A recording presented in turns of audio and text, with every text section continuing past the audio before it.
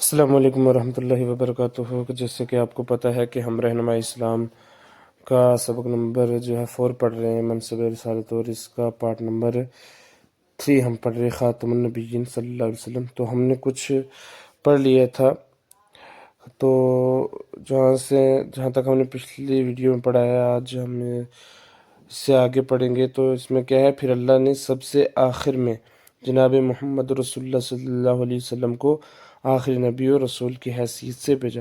تو اللہ تعالیٰ نے سب سے آخر میں کس کو بھیجا؟ ہمارے نبی حضرت محمد صلی اللہ علیہ وآلہ وسلم کو۔ اس لیے آپ کا پیغام پوری کائنات کے لیے ہے، اور آپ کا ابدی پیغام رہتی دنیا تک کے لیے مکمل ضابطۂ حیات اور مشعل زندگی ہے۔ یعنی حضور صلی اللہ علیہ وسلم کا پیغام جو ہے یہ ساری دنیا کے لیے، ساری کائنات کے لیے ہے، اور آپ کا جو پیغام ہے وہ ابدی پیغام، یعنی وہ پیغام جو کبھی مٹنے والا نہیں ہے۔ تو یہ رہتی دنیا کے لیے مکمل طریقے کے ساتھ جو ہے ایک ہماری زندگی کے لیے ایک مشعل ہے۔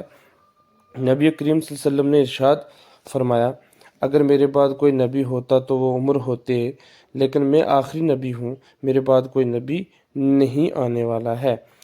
دوسری حدیث میں حضور نے فرمایا، ان قریب میرے بعد 30 دجال جھوٹے آئیں گے، ہر ایک دعویٰ کرے گا کہ وہ نبی ہے، حالانکہ میں آخری نبی ہوں، میرے بعد کوئی نبی نہیں آئے گا۔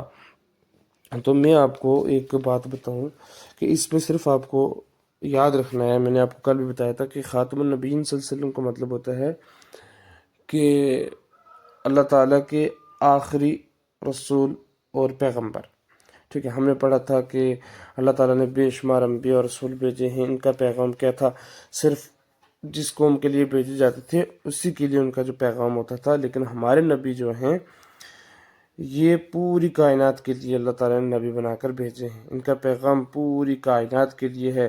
پھر ہم نے پڑھا تھا جملہ انبیاء اور رسول پر ایمان لانے ایک اہم جز ہے، جتنے بھی انبیاء ہیں ان پر ہمیں جو ہے ایمان لانا، یہ ایک ہمارے ایمان جو ہے ہمارے لیے ایک اہم جز ہے، ایک اہم حصہ ہے۔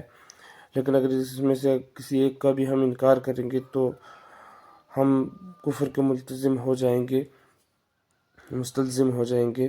پھر اللہ تعالیٰ نے کیا، سب سے آخر نبی کون سے بھیجے؟ ہمارے نبی حضرت محمد صلی اللہ علیہ وآلہ وسلم۔ آپ کا پیغام کیا تھا؟ پوری دنیا کے لیے تھا۔ آپ کا پیغام صرف اپنی جو ہے قوم کے لیے نہیں تھا، آپ کا پیغام ساری کائنات کے لیے تھا۔ اور جو آپ کا پیغام ہے، جو آپ کا ابدی پیغام، یہ ابدی پیغام کا مطلب ہوتا ہے کبھی نہ مٹنے والا، پوری دنیا کے لیے مکمل ضابط و حیات اور مشعل زندگی ہے۔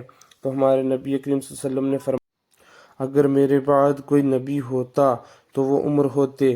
ہمارے نبی نے کیا ارشاد فرمایا کہ اگر میرے بعد کوئی نبی ہوتا تو وہ حضرت عمر ہوتے، لیکن میں آخری نبی ہوں۔ حضور صلی اللہ علیہ وسلم نے فرمایا، میں آخری نبی ہوں، میرے بعد کوئی نبی نہیں آنے والا ہے۔ دوسری حدیث میں حضور نے فرمایا ہے، ان قریب میرے بعد 30 دجال جھوٹے آئیں گے۔ ان قریب جو ہے میرے بعد جو ہے 30 دجال جھوٹے آئیں گے، اور ہر ایک دعویٰ کرے گا کہ وہ نبی ہے، حالانکہ میں آخری نبی ہوں، میرے بعد کوئی نبی نہیں آئے گا۔ تو ہمارے نبی جو ہیں وہ آخری نبی ہیں، ہمارے نبی کے بعد کوئی نبی نہیں آئے گا، یہ ہمارا ایمان ہے۔ تو آپ کو فی الحال کے لیے اتنا ہی یاد رکھنا ہے، جو جتنا میں سمجھا اس میں 2-3 باتیں ہیں، زیادہ نہیں سمجھنا ہے، اتنا یاد رکھنا ہے، ہمارے نبی کے بعد کوئی نبی نہیں آئے گا، اور ہمارے نبی کا جو پیغام ہے یہ ساری کائنات کے لیے ہے۔ پہلے نبیوں کا پیغام صرف ہمارے نبی کا پیغام جو تھا وہ پوری کائنات کے لیے تھا، لیکن جو پہلے نبی تھے ان کا پیغام صرف اپنی امتوں کے لیے تھا۔ اور اس میں یاد رکھنا ہے کہ اگر ان میں سے کسی کا بھی ہم کسی انبیاء کا انکار کریں گے تو ہم کیا کفر کے مستلزم ہو جائیں گے۔ جملہ انبیاء پر ایمان لانا اسلام کا یہ ایک اہم جز ہے۔ اور یہ بھی یاد رکھنا ہے کہ حضور صلی اللہ علیہ وسلم نے میرے بعد 30 دجال جھوٹے 30 دجال آئیں گے، اور ہر ایک دعویٰ کرے گا کہ وہ نبی ہے، حالانکہ حضور نے فرمایا کہ میں ہی آخری نبی ہوں، میرے بعد کوئی نبی نہیں ہوگا۔ اور یہ بھی حضور نے فرمایا کہ اگر میرے بعد کوئی نبی ہوتا تو وہ کون ہوتے؟ حضرت عمر، لیکن میرے بعد کوئی نبی نہیں ہوگا۔